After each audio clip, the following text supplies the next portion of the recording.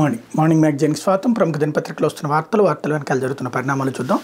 ఈనాడు చూస్తే రోజు పేపర్ తెరవగానే ప్రభుత్వానికి చిరాకు పుట్టాలి ప్రభుత్వం మీద అనే కథనాల్లో భాగంగా అద్దెసరు జిల్లాలు అంటూ కొత్త జిల్లాలు ఏర్పాటు చేసి చేతులు దులిపేసుకున్నటువంటి జగన్ సర్కార్ 2 ఏళ్లు కావస్తున్న పొరుగు పంచనే ప్రభుత్వ కార్యాలయాలు సమీకృతం అంటే సందుకొకట, ఫంక్షన్ హాల్లో అల్లూరు సీతారామరాజు జిల్లా ఎస్పీ ఆఫీసు, పల్నాడులో ఆసుపత్రిలో కలెక్టరేట్ క్యాంప్ కార్యాలయం, జిల్లాకు 2 కోట్లు ఇచ్చి సరిపెట్టేసిన ప్రభుత్వం, తెలంగాణలో 2,000 కోట్లతో సమీకృత భవన సముదాయాలు, అత్యాధునిక వస్తువులతో ఇప్పటికే 25 జిల్లాల్లో అందుబాటులోకి, ఆంధ్రావన్లో ఒక్కటైనా పూర్తి చేయని జగన్ సర్కార్. ఇది రాసుకొచ్చింది. ఇంతకీ అక్కడ జిల్లాల విభజన ఎప్పుడు చేశారు? దాదాపు 5 ఏళ్ళు దాటిపోయింది. ఇంకొకటి అక్కడ సంబంధించినటువంటిది మొత్తం కలిపి 2,000 కోట్ల రూపాయలు, జిల్లాకి ఇది తెలంగాణలో 2,000 కోట్లతో సమీకృత భవన సముదాయాలు కట్టారు అన్నటువంటిది రాసుకొచ్చారు. బాగుంది. మరి సమీకృత భవనాలు అన్నటువంటి కాన్సెప్టు అన్ని చోట్ల పూర్తయిందా? మరి అదేంటి రేవంత్ రెడ్డి ఇవన్నీ నాటకాలు ఆడుతున్నాడు చంద్రశేఖరరావు అని చెప్తే జనం అదెందుకు నమ్మారు? గ్రౌండ్ లెవెల్లో ఏం జరిగింది అన్నటువంటిది ప్రాక్టికల్గా చంద్రబాబు నాయుడు గారు వచ్చిన తర్వాత 2014లో అధికారంలోకి వచ్చారు. వచ్చాక విజయవాడ వచ్చినప్పుడు ఎక్కడున్నారు ఆయన? అప్పుడు ప్రభుత్వం ఎక్కడికి వచ్చింది? ఇక్కడికి ఫస్ట్ అక్కడ పక్కా భవనాలు ఉన్నాయి కదా, ఇప్పటికి కూడా మన రాజధాని హైదరాబాద్గానే ఉంది. మొదట ఎక్కడికి వచ్చారు? ఇరిగేషన్ ఆఫీస్లో దిగారు ఆయన. కార్యాలయం అక్కడే కదా నడిపింది, క్యాంప్ కార్యాలయం. ఆ తర్వాత దాన్ని హైకోర్టుకి ఇచ్చారు. అంటే అది ప్రభుత్వ భవనమే కదా, కానీ అవి అద్దె భవనాలు అయిపోతాయా? నెంబర్ 1. రెండోది, ఇప్పటికీ కేంద్ర ప్రభుత్వానికి సంబంధించినటువంటి అనేక సంస్థలు వేటిట్లో నడుస్తున్నాయి? ప్రైవేట్ వాటిట్లోనే కదా, తర్వాతే కదా భవనాలు కడుతున్నటువంటిది. చంద్రబాబు గారు ఉన్న 5 ఏళ్లలో ఎందుకు కట్టలేదు కేంద్రానికి సంబంధించినటువంటి భవనాలు? అవన్నీ ఆ తర్వాతే కదా కడుతూ వస్తున్నది. బాబు గారు ఉన్న 5 ఏళ్లలో ఒక రాష్ట్రంలోని జిల్లాల విభజన చేద్దాం అనుకున్నారు, ఆయన చేయలే. పోనీ ఆయన ఏమన్నా భవనాలు కట్టిస్తే దాంట్లో కాకుండా ఎక్కడన్నా ఉన్నాడా? లేదు కదా. ఇక్కడ ఎన్నాళ్ళ క్రితం, 2 ఏళ్ల క్రితమే రాష్ట్ర జిల్లాల విభజన చేసింది అన్నటువంటి. 2 ఏళ్లలో నువ్వు ఎందుకు కట్టలేదు అని అడుగుతున్నారు. తప్పులేదు, అడిగితే కనీసం ఒక ముళ్ళుకర్రతో పొడిస్తే ప్రభుత్వాలకి బుద్ధన్నా వస్తుంది. కానీ 5 ఏళ్లలో చంద్రబాబు నాయుడు ఎందుకు కట్టలేదు, ఎందుకు ఆ జిల్లాల విభజన చేయలేదు అని అడగట్లేదు. ప్లస్ 5 ఏళ్లలో అమరావతికి సంబంధించి ఆ 3 టెంపరరీ కట్టడాలు తప్పించి ఎందుకు కట్టలేదు అని అడగరు. టిట్కో ఇళ్ళు ఎందుకు పూర్తి చేయలేదు అని అడగరు. అవన్నీ మధ్యలో వదిలేసేసారా లేదా చంద్రబాబు గారు? సరే, అది వెంటనే ఈ మాట అనగానే జగన్మోహన్ రెడ్డి సూట్ కేసు పట్టుకుని వస్తాడు. కాకపోతే అప్పుడైనా ఇప్పుడైనా ప్రస్తుతం విభజిత రాష్ట్రం అన్నటువంటిది సొంత అవసరాల కోసం ఏర్పాట్లు చేసుకుంటోంది. జిల్లాలకు సంబంధించిన కార్యాలయాలు కావాలి అని కోరుకోవడంలో తప్పులేదు, పక్కా భవనాలు కావాలని కోరుకోవడంలో కూడా తప్పులేదు. కలెక్టరేటు, ఎస్పీ ఇట్లాంటి ఒక డిగ్నిఫైడ్గా హుందాతనంగా ఉండేటటువంటి భవనాలు ఉంటేనే దానికి ఒక వాల్యూ ఉంటుంది. అది రాయడంలో తప్పులేదు. కాకపోతే తెలంగాణలో అద్భుతం జరిగింది, ఇలాగే కదా అక్కడ ప్రజలకి చెప్పాం కదా మనం, తెలంగాణలో అద్భుతం జరిగింది, అద్భుతం చేస్తున్నాడు కేసీఆర్ అని. మరి ఎందుకు ఓడించారు ప్రజలు అక్కడ? ఇక్కడ అద్భుతం చేశాడు చంద్రబాబు నాయుడు అని చెప్పాం కదా 2014 నుంచి 19 దాకా. మరి ఎందుకు నమ్మలేదు చంద్రబాబు విషయంలో? అంటే మనం పత్రికలలో ఒకళ్ళ మీదన విషాన్ని చిమ్మేసి ఒకళ్ళ మీద పన్నీరు చిమ్మితే జనం నమ్ముతారు అని ఇంకా మూర్ఖంగా నమ్మటం అనేటువంటిదే ఇక్కడ సమస్య. వార్త రాయడాన్ని నేను తప్పు పట్టట్లేదు, రాసే విధానంలో ఉన్నటువంటి లోపం ఏంటంటే అక్కడ అద్భుతం జరిగింది అని చెప్తే ప్రజలు నమ్మలేదు. ఇక్కడ అద్భుతం జరిగింది అని చెప్తే నమ్మలేదు. ఇప్పుడు అద్భుతం కాదు, అనర్థం అనేటువంటిది చెప్తున్నారు. మరి ప్రజలకి గ్రౌండ్ లెవెల్లో తెలుసు కదా ఏం జరుగుతున్నది ఏంటి అనేటువంటిది. ఒక గ్రౌండ్ లెవెల్లో ఒక రైతు భరోసా కేంద్రం, ఒక గ్రామ సచివాలయం, ఒక ఆసుపత్రి, ఈ 3 ప్రజలకు సంబంధించి నేరుగా లింక్ అయ్యి ఉన్నటువంటి అవి వచ్చినాయా లేదా అనేది కనబడుతుంటుంది అక్కడ. ఖచ్చితంగా జిల్లాకు ఒక కార్యాలయం కూడా బాధ్యతతో కూడిన కార్యాలయం ఉండాలి. అది రాయాలని కూడా కోరుకుంటావు జర్నలిస్ట్గా. బట్ అసలు విషయాన్ని డైవర్ట్ చేయడం దగ్గరనే ఇక్కడ ఉన్నటువంటి అభ్యంతరం వల్ల. ఇకపోతే 3లను ఢీకొట్టి అమరావతికి జై కొట్టి వైకాపా ప్రభుత్వ దాష్టీకాలకు ఎదురొడ్డిన రైతులు, రాజధాని కోసం అలుపెరుగని సుదీర్ఘ పోరాటం, అన్నదాతల మహోద్యమానికి నేటితో 1500 రోజులు. పత్రికల్లో తప్ప కనిపించిన ఉద్యమం ఏదైనా ఉందంటే అమరావతి ఉద్యమం. కరెక్ట్గా ఏదైనా ఒక రోజు అనుకోవడం, ఆ రోజును భారీగా గ్యాదరింగ్ చేసుకోవడం, మళ్ళీ వెళ్ళిపోవడం. దీక్షలు జరుగుతున్నాయని ఇదివరకు అమరావతి సింగపూర్ లాగా తయారైపోయిందని ఎట్లా ప్రజలు నమ్మించారో ఇప్పుడు కూడా అంతే. ఇదివరకు అయితే రోజు అన్న వస్తుండేవాళ్ళు, ఇప్పుడు అప్పుడప్పుడు ఓ రోజున ఇట్లాంటి వాళ్ళు 1500 రోజు ఓ మీటింగ్ పెట్టుకుంటారు, ఓ 100 మంది 200 మంది వస్తారు. ఒక వెరీ సింపుల్ లాజిక్ ఏంటంటే 33,000 ఎకరాలు ఇచ్చినటువంటి 29,000లో 29,000 మంది అక్కడ కూర్చున్నా ప్రభుత్వం పరిగెత్తుకుంటూ వచ్చి వణికిపోయేది. కానీ అక్కడ కూర్చుంటున్నటువంటి వాళ్ళు తెలుగుదేశం సింపథైజర్స్ అవుతున్నారు, లేకపోతే జనసేన సింపథైజర్స్ అవుతున్నారు తప్పించి డైరెక్ట్గా అసలైనటువంటి బాధితులు రోడ్డు ఎక్కకపోవడమే అసలైనటువంటి అంశం. ఉంటారు వాళ్ళల్లో, అసలు లేరని చెప్పను నేను. వాళ్ళల్లో 30 మంది అసలైన బాధితులు ఉంటే మిగతా 70 మంది వాళ్ళు పిలిచారు కాబట్టి వస్తున్నటువంటి వాళ్ళే. అసలైనటువంటి పాయింట్ ఈ రోజుకు కూడా తేలనటువంటిది, వాళ్ళ ఫ్లాట్లు ఇవ్వనటువంటి దుర్మార్గం ఎవరిది? వాళ్ళ స్థలాలు వాళ్ళకి ఇస్తానన్నటువంటి, వాళ్ళ దగ్గర ఎకరం భూమి తీసుకుని వాళ్ళకి ఇస్తానన్నటువంటి ఫ్లాట్ కూడా ఇవ్వనటువంటి రాక్షసత్వం ఎవరిది? మోసం చేసింది ఎవరు వాళ్ళని? వాళ్ళ భూమి తీసుకుని వాళ్ళకే భూమి ఇవ్వకుండా వేధించింది ఎవరు? మొన్నే కదా జడ శ్రవణ్ కుమార్ గారు చెప్పింది. వాళ్ళ ఫ్లాట్ వాళ్ళకే ఇవ్వండి చంద్రబాబు నాయుడు పోరాడుతోంది జగన్ మీదన. ఖచ్చితంగా 3 రాజధానులు అన్నది ఆపేస్తే తమకు ఆ ఫ్లాట్లు వచ్చాక తాము బాగుపడతామని. అంటే చివరికి ఏంటంటే వాళ్ళ దగ్గర లాక్కుని పంచభక్ష పరమాన్నాలు తినేటటువంటి అని చెప్పను, కానీ చక్కగా అన్నం కూర పప్పు కాస్త నాన్ వెజ్ మజ్జిగ తినగలిగినటువంటి ఆ రైతుల పొట్ట కొట్టి వాళ్ళ దగ్గర ఉన్న భూమి తీసుకుని చివరికి వాళ్ళకి పచ్చడి మెతుకులకి గతి అయ్యేటటువంటి పరిస్థితి తీసుకొచ్చినటువంటి దాని వెనకాల ఉన్నటువంటి టోటల్ సూక్ష్మాన్ని దాచేసి వాళ్ళకి జగన్ చేసిన తప్పు ఏంటంటే రాజధాని అక్కడి నుంచి తీయటం, చంద్రబాబు చేసిన తప్పు ఏంటంటే వాళ్ళ ఫ్లాట్లు వాళ్ళకి ఇవ్వకపోవడం. ఇద్దరి తప్పుల్లో ఒక తప్పుని మాత్రమే టచ్ చేయడమే ఇక్కడ జరుగుతున్నటువంటి లోపం. కాబట్టి తప్పదు, ఆంధ్రప్రదేశ్ ప్రజలు ఎటో వైపు మాత్రమే ఉండాలని కోరుకునే వీళ్ళ దౌర్భాగ్యం. ఇకపోతే విశాఖ ఉక్కును సర్వనాశనం చేస్తున్న జగన్ భాజపాతో కలిసి స్టీల్ ప్లాంట్ కాళ్ళు చేతులు విరిచేశారు.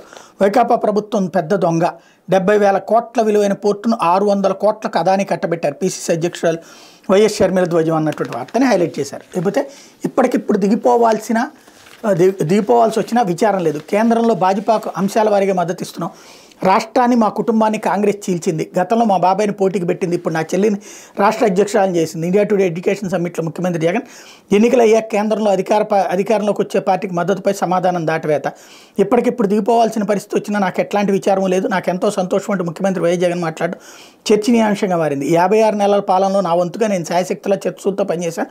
కోట్ల మంది ప్రజలకు సహాయం అందించడం నాకు ఎంతో సంతృప్తినిచ్చింది. ఇప్పటికిప్పుడు దిగిపోవాల్సిన పరిస్థితి వచ్చినా నాకు ఎట్లాంటి విచారం లేదు. 2019 ఎన్నికల సందర్భంగా చేసిన వాగ్దానాలు, చెప్పిన పనులు చేసాం. మేనిఫెస్టోలో 99% అమలు చేసాం. ఆ మేనిఫెస్టోని ప్రజల వద్దకు తీసుకెళ్లి చూపించి ఇవి మేము చేశామని చెప్పి వారి విశ్వాసాన్ని పొందుతున్నాం కాబట్టి సంతోషంగా ఉందని వ్యాఖ్యానించారు. తిరుపతిలో బుధవారం ఏర్పాటు చేసిన ఇండియా టుడే విద్యా సదస్సులో పాల్గొన్న ముఖ్యమంత్రి జగన్ కార్యక్రమంలో భాగంగా నిర్వహించిన ముఖాముఖిలో పలు ప్రశ్నలకు సమాధానం ఇచ్చారు. ఇది ఇక్కడ అసలు పాయింట్ చూడండి. హెడ్డింగ్కు ఆశ్చర్యపడిపోయారట అక్కడ ఉన్నటువంటి వాళ్ళందరూ కూడా.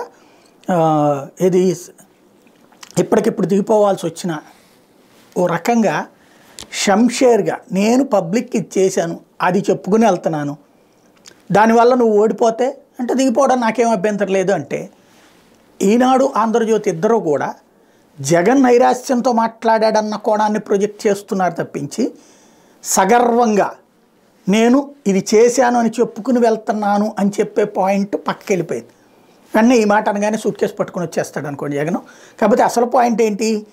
నేను ఇంత చేశాను ఇంకా చేద్దాం అనుకుంటున్నాను అని అడుగుతుంటే దాన్ని ప్రజలకు ఎట్లా తప్పుదోవ పట్టిస్తున్నారు?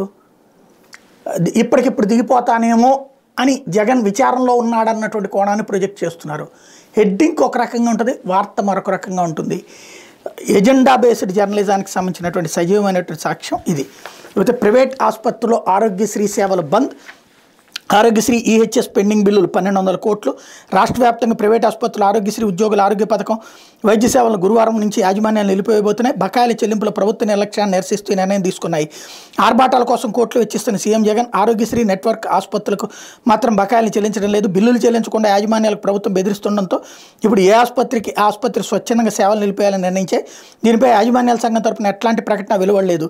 పెండింగ్ బిల్లులు భారీగా పెరగడం, వివిధ వైద్య ప్యాకేజీలు ధరలు పెంచేందుకు ప్రభుత్వం చర్యలు తీసుకోవడంతో ఆసుపత్రులు నిర్ణయం తీసుకుని ఆరోగ్యశ్రీ కింద చికిత్సలు పొందాలనుకున్న వారు ఉద్యోగులకు అన్ని రకాల వైద్య సేవలు నిలిచిపోనున్నాయి. సేవల నిలిపివేతకు సంబంధించిన ఆసుపత్రులు ఎదుటి బోర్డులు ఏర్పాటు చేస్తామని ప్రైవేట్ ఆసుపత్రులు చెప్తున్నాయి అన్నటువంటి వార్తని హైలైట్ చేశారు. ఇప్పటికీ లాస్ట్ 2 years నుంచి 4 సార్లు ఇదే విధమైనటువంటి వార్తలు పత్రికలు రాయటం అక్కడ జరుగుతున్నాయి. ఒకటి తెలుగుదేశం పార్టీ అనుకూల డాక్టర్లకు సంబంధించినటువంటి సంఘం వాళ్ళు ప్రెషర్ చేస్తున్నారు. ఖచ్చితంగా వాళ్ళ డబ్బులు వాళ్ళకి టైంకి ఇచ్చేయాలన్నమాట వాస్తవం. మొదటి 2 ఏళ్ళు సక్రమంగా, అంతకుముందు చంద్రబాబు నాయుడు టైంలో బకాయిలు కూడా ఇచ్చేసి మొదటి 2 ఏళ్ళు కరెక్ట్గా పే చేశారు. 3వ ఏడాది నుంచి 3 నెలలు 4 నెలల బకాయిల నుంచి ఇప్పుడు 6 నెలలు 8 నెలల బకాయిలు కూడా ఉన్నాయి. ఆసుపత్రులు తీవ్రంగా ఆగ్రహంతో అన్నమాట వాస్తవం. అన్నేసి నెలలు బిల్లులు పెండింగ్లో పెడితే ఏ విధంగా వాళ్ళు పనిచేయాలి? ఖచ్చితంగా ఈ విషయంలో వాళ్ళకి సమస్య పరిష్కరించలేకపోవడం అన్నట్టు జగన్ సర్కార్ తప్పిదం. అదే సందర్భంలో వాళ్ళు సమ్మెకి దిగుతారా అన్నటువంటిది చూడాల్సి ఉంది. వీళ్ళైతే వాళ్ళని రెచ్చగొడుతున్నటువంటి మాట మాత్రం వాస్తవం. ఇకపోతే ఎంపీ లావు వెంటే పలువురు వైకాపా నేతలు నర్సరావుపేట క్యాంప్ కార్యాలయంలో కలిసి మద్దతు. వైకాపాకు ఎంపీ పదవికి రాజీనామా చేసిన నర్సరావుపేట ఎంపీ లావు శ్రీకృష్ణదేవరాయలు వెంట పలువురు అధికార పార్టీ నేతలు వెళ్లే యోచనలో ఉన్నారు. ఎంపీ బుధవారం నర్సరావుపేట క్యాంప్ కార్యాలయానికి వచ్చారు. దీంతో పార్టీలకు అతీతంగా పలువురు ద్వితీయ శ్రేణి నాయకులు అభిమానులు ఆయన కలవడానికి పోటెత్తారు. నాదెండ్ల, ఎడ్డపాడు, చిలకలూరుపేట, నర్సరావుపేట జెడ్పీడీ సభ్యులు కాటరగడ్డ Mastan Rao, Mukta Vasu, Kode Sudharani, P Chittibabu, Palnadu urban development authority chairman Mettapalli Ramesh Babu, Sheikh corporation chairperson భర్త షేక్ కాజావలి, లింగంగుంట్ల ఎంపీటీసీ మాజీ సభ్యుడు అన్నం రవీందర్ రెడ్డి, రాష్ట్ర బులియన్ మర్చెంట్స్ అసోసియేషన్ అధ్యక్షుడు విజయ్ కుమార్ తదితరులు ఎంపీని విడివిడిగా కలిశారు. సీరియల్గా సాగదీశారంటూ ఎంపీ వాళ్ళకి చెప్పారన్నట్టు. ఓవరాల్గా ఇకపైన లావు శ్రీకృష్ణదేవరాయలు ప్రజానాయకుడు అవుతాడు. ఇప్పటిదాకా అమరావతి రైతులు నిలదీశారన్నో లేకపోతే మరొకటో ఆయన ఏం పని చేసినా ఈ రోజు వరకు ఆయన పార్లమెంటు సభ్యుడి హోదాలో ఢిల్లీకి వెళ్ళి తీసుకొచ్చిన ఏ పథకం గురించి ఒక్కటి కూడా హైలైట్ చేయనటువంటి వాళ్ళు ఇప్పుడు ఈనాడు, ఆంధ్రజ్యోతి, TV5, మహా టీవీ, ABN, ఈటీవీ గెలిపి ఇప్పుడు అతన్ని హైలైట్ చేస్తే, ఎందుకంటే ఆయన తెలుగుదేశం పార్టీలో చేరబోతున్నాడు కాబట్టి ఎజెండా బేస్డ్ జర్నలిజంలో తప్పేం లేదు. ఆ విధంగానన్నా కాస్త ఇప్పుడు లావు శ్రీకృష్ణదేవరాయలు మంచోడు అవుతాడు. లేకపోతే ఫిరాయింపుల ఫిర్యాదుపై విచారణ 4 వారాల గడువు కావాలి. స్పీకర్ కార్యాలయానికి ఆ 4 ఎమ్మెల్యేలు లేఖలు పార్టీ ఫిరాయింపుల ఫిర్యాదులపై రాతపూర్వకంగా వివరణ ఇవ్వాలంటూ స్పీకర్ కార్యాలయం పంపిన నోటీసులపై ఎమ్మెల్యేలు ఆనంద రామనారాయణ రెడ్డి, మేకపాటి చంద్రశేఖర్ రెడ్డి, కోటరెడ్డి శ్రీధర్ రెడ్డి, ఉండవల్లి శ్రీదేవి బుధవారం స్పందించారు. ఈ మేరకు వారు 4 స్పీకర్ కార్యాలయానికి విడివిడిగా లేఖలు రాశారు. తమ వివరణ ఇచ్చేందుకు స్పీకర్ కార్యాలయం ఇచ్చిన వారం గడువు సరిపోదని స్పష్టం చేశారు. చట్ట ప్రకారం నోటీసు ఇచ్చిన తర్వాత 30 నుంచి 60 రోజులు గడువు ఇవ్వాలని గుర్తు చేశారు. పార్టీ వ్యతిరేక కార్యకలాపాలకు పాల్పడ్డారని తమపై మోపిన అభియోగాలకు ఆధారంగా స్పీకర్ నోటీసుతో పాటు జడ్జి చేసిన వార్తాపత్రికల క్లిప్పింగ్లు, సామాజిక మాధ్యమాల్లో వచ్చిన పోస్టులకు సంబంధించిన లింకులు అసలైనవో కావో స్వల్పకాలంలో నిర్ధారించుకోవడం సాధ్యం కాదని తెలిపారన్నట్టు వార్తను హైలైట్ చేశారు. వాళ్ళు వెళ్ళింది తెలుగుదేశంలో చేరిన మాట వాస్తవం కదా, ఇంకా దాంట్లో క్లిప్పులు చూసి జెన్యునా కాదా అని చెప్పడం ఏంటి?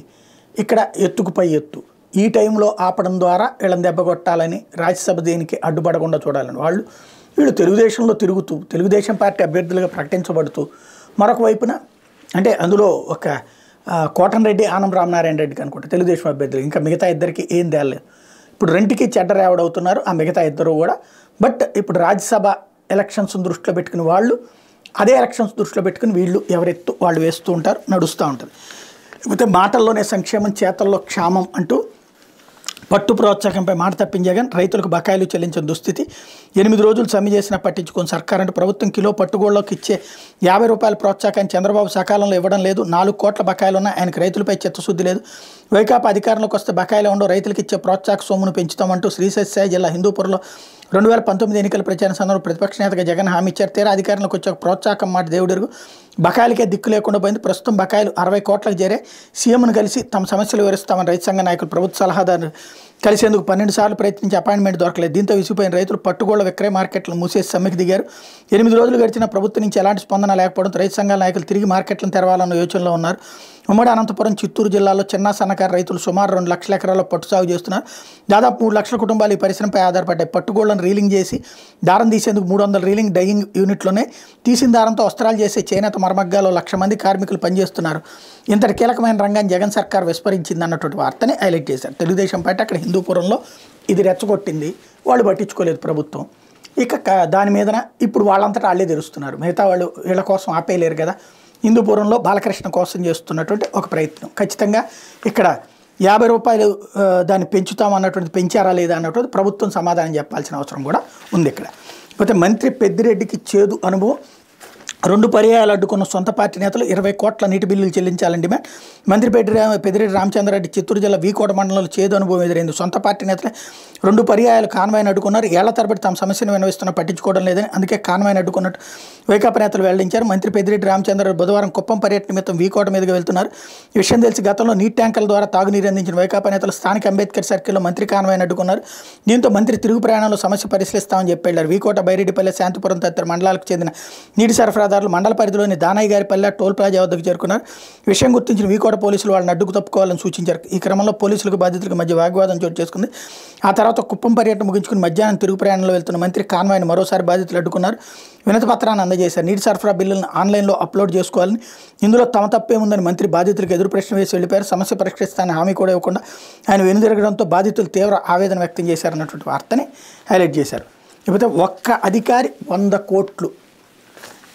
తెలంగాణ రెరా కార్యదర్శి బాలకృష్ణకు ఆదాయానికి మించిన ఆస్తులు, ఇంట్లో 40 లక్షల నగదు, కళ్ళు చెదిరే ప్యాకింగుల్లో భద్రపరిచిన 2 కిలోల బంగారు ఆభరణాలు, 60కి పైగా ఖరీదైన గడియారాలు, 40 వరకు ల్యాప్టాప్లు, ఐఫోన్లు, బ్యాంకులో కోట్ల డిపాజిట్లు, పదుల సంఖ్యలో విల్లాలు, ప్లాట్లు, భూముల పత్రాలు వెరసు బుధవారం రాష్ట్ర అవినీతి నిరోధక శాఖ దాడులు. Telangana real estate regulatory authority RERA కార్యదర్శి ఎస్ బాలకృష్ణకు సంబంధించి 100 కోట్లకు పైగా ఆదాయానికి మించిన ఆస్తులు బయటపడ్డాయి. బాలకృష్ణపై ఆదాయానికి మించిన ఆస్తులు కేసు నమోదు చేసిన అనిసా బుధవారం తెల్లవారుజామున 14 బృందాల రంగంలోకి దించింది. హైదరాబాద్ మణికొండ, పుప్పాలగూడలోని ఆదిత్య పోర్ట్ ఫ్లూ విల్లాలోని అతని నివాసంతో పాటు బంధువులు, సన్నిహితులు, ఇళ్లు, కార్యాలయాల్లో అనిసా బృందాలు రాత్రి వరకు సోదాలు నిర్వహించాయి.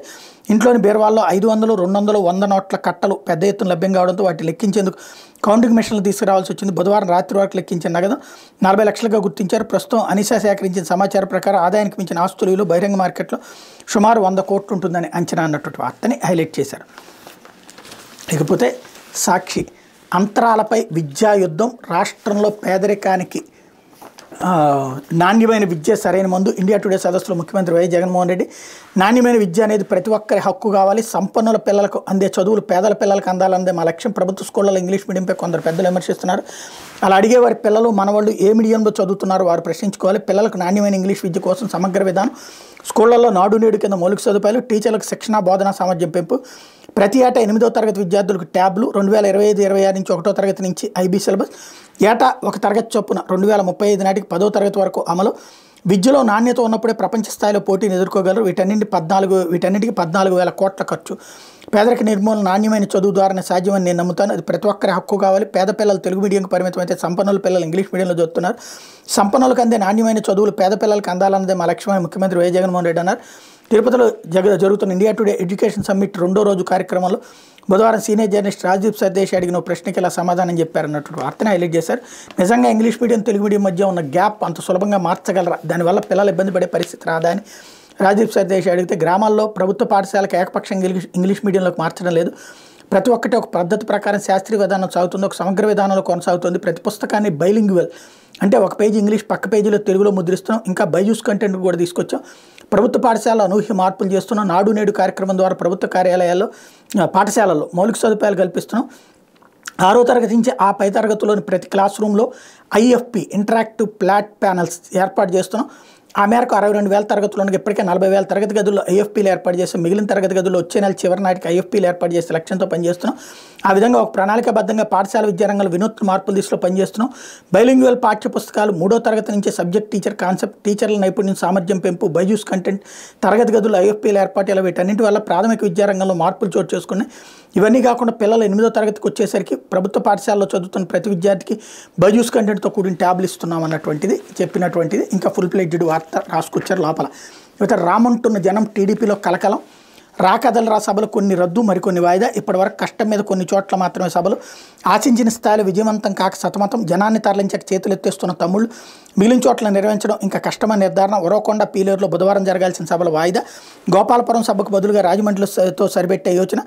పార్టీ పరిస్థితి అధ్వానంగా మారడంతో బయటికి రాని నేతలు, సీట్ల సర్దుబాటు తేలక జనసేన నుంచి అందని సహకారం అన్నటువంటి వార్తను రాసుకొచ్చారు. తెలుగుదేశంలో చిచ్చు పెట్టేటటువంటి కార్యక్రమం సాక్షి తన పత్రిక ద్వారా చేస్తూ ఉంటుంది. వీళ్ళ ఎజెండా బేస్డ్ జర్నలిజం ఇది.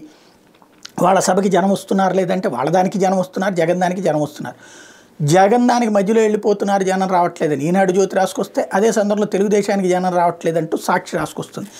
జనానికి ఏది నిజం అన్నది నమ్మలేని పరిస్థితి అయితే కల్పిస్తున్నారు. ఇకపోతే పొత్తు కడుపులో కత్తులు అంటూ బాబుకు 68 సీట్ల జాబితాతో పవన్ ప్రతిపాదన పార్టీ నేతలు కొన్ని కుల సంఘాల ఒత్తిడితో పలు డిమాండ్లు 45కి తక్కువ కాకుండా కేటాయించాలని వింటే టీడీపీ బలంగా ఉన్న సీట్లు జనసేనకి ఇచ్చారన్న అభిప్రాయం కలిగించాలని సూచన.